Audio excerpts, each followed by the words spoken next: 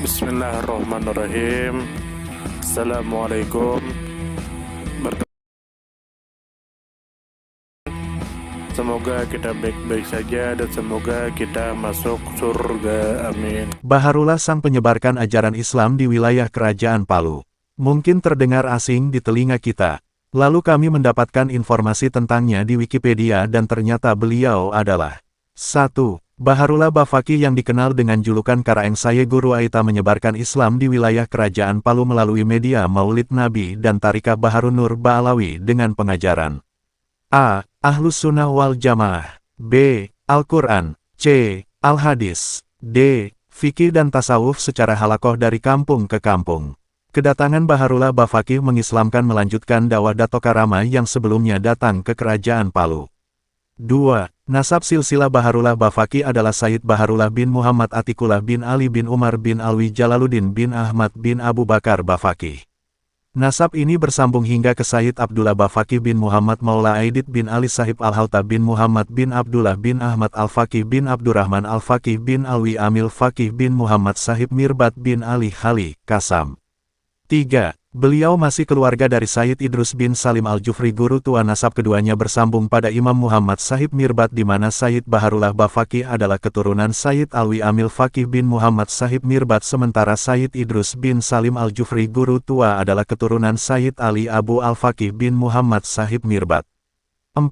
Beliau berasal dari keturunan di wilayah Tarim Hadramaut yang masuk melalui jalur keturunan yang menetap di Hadramaut transit di India, Aceh, Kutai, Makassar, Bugis, dan dia masuk ke Kerajaan Palu menggunakan kapal pada tahun 1840-an menyusul sepupunya yaitu Sayyid Umar Bafaki kakeknya Sayyid Muhammad Nur Karaeng Putih Madika Malolo yang diasingkan Belanda yang menetap di Tatanga.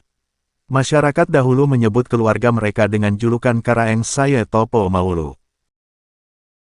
5. Beliau di Sulawesi Tengah mengajarkan A. Salat, B. Maulid, C. Nur Muhammad, D. Tahlil, E. Tahara istinja, F. Zakat, G. Kafaah serta ilmu fikih, H. Tasawuf marifat, dan beliau juga mendirikan pengajian di Kampung Baru dan seluruh Kerajaan Palu serta anak cucu beliau mendirikan pengajian ilmu di Besusu, Sigi, Pantai Timur Parigi, Pantai Barat hingga Paleleh. 6. Beliau mengislamkan dan mengajarkan Islam melalui media peringatan Maulid Nabi. Untuk memudahkan penyebaran dakwah beliau menyatukan ajaran Islam dan budaya adat suku Kaili suku yang berdiam di Kerajaan Palu di masa itu masih banyak yang menggunakan palaka yaitu sesajen berupa kotak persegi 4. Beliau merubah kotak persegi itu menyerupai Ka'bah lalu menamainya sebagai paham Islam yang ditutupi atau lingkari kain hijau bertuliskan kalimat Tauhid La ilaha illallah Muhammadur Rasulullah dan ditancapkan 4 bendera di setiap sisinya melambangkan simbol 4 sahabat Nabi. Bendera diisi telur serta bunga-bunga sebagai simbol cucu Rasulullah yaitu Hasan wal Husain sekaligus simbol pohon Sidratul Muntaha serta di dalamnya kotak diisi uang, buah-buahan, makanan-makanan tradisional suku Kaili sebagai simbol rasa syukur kepada Allah yang lalu uang dan makanan tersebut nantinya dibagikan dan disedekahkan kepada masyarakat dan umat. Dan dalam pelaksanaannya dilaksanakan dengan berkumpul bermajelis membaca sholawat Nabi Muhammad Sirah Nabawiyah dan Maulid Syarafal Anam hingga selesai. Mengenai pengajian ilmu di waktu malam hari di era dahulu masih menggunakan obor dari bambu. 7. Beliau dalam pengajaran fikih dan tasawufnya tidak mendirikan pesantren berbasis modern atau madrasah akan tetapi berupa halaqah ilmu yaitu metode pendidikan Islam tradisional yang dilakukan dengan berkumpul para jemaah atau murid duduk melingkar sehingga bisa saling berhadapan. Lalu dikatakan bahwa setelah Baharullah Bafaki menumpas serangan musuh di perbatasan Kerajaan Palu maka beliau menikahi Pue Bungaria salah satu putri bangsawan pribumi dari Kerajaan Palu.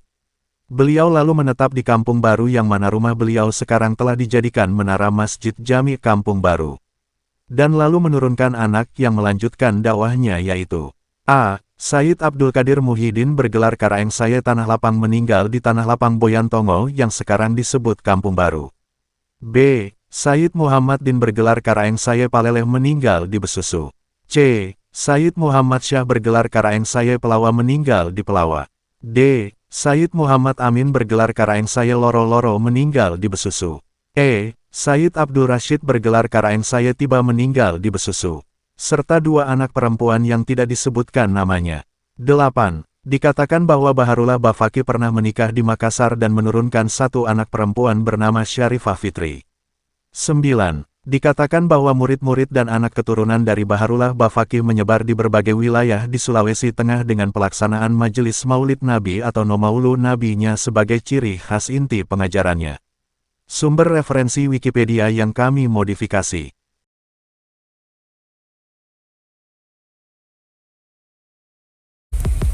Terima kasih banyak. Mohon maaf jika ada salah. Semoga kita masuk surga. Semoga kita semua disehatkan badan, dilancarkan rezeki, dikabulkan segala hajat. Terima kasih banyak. Sampai bertemu di pertemuan selanjutnya. Salam damai. Terima kasih, semoga kita baik-baik saja, mohon maaf. Terima kasih, semoga kita baik-baik saja, mohon maaf.